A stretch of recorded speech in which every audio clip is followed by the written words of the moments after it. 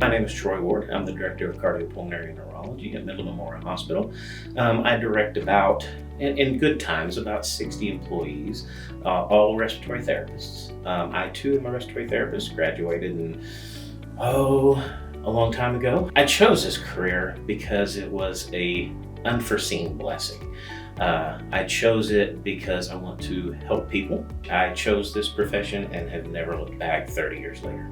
Part of being a respiratory therapist is actually seeing the patients that you help survive and actually thrive. That's where the passion comes from, is helping people. Not necessarily a job, this is a career and it's a calling. Respiratory therapy is a program that we do have one at Midland College.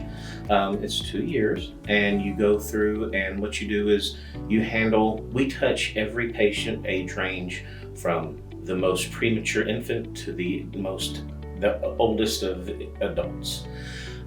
We help them with anything, with any disorders dealing with the lungs.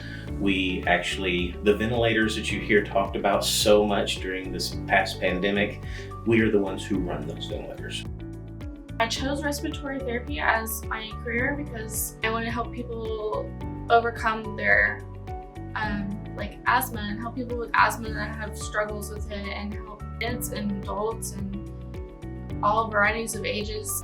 My name is Melissa Petrova. I'm a respiratory therapist at Midland Memorial Hospital. I've worked here for 26 years.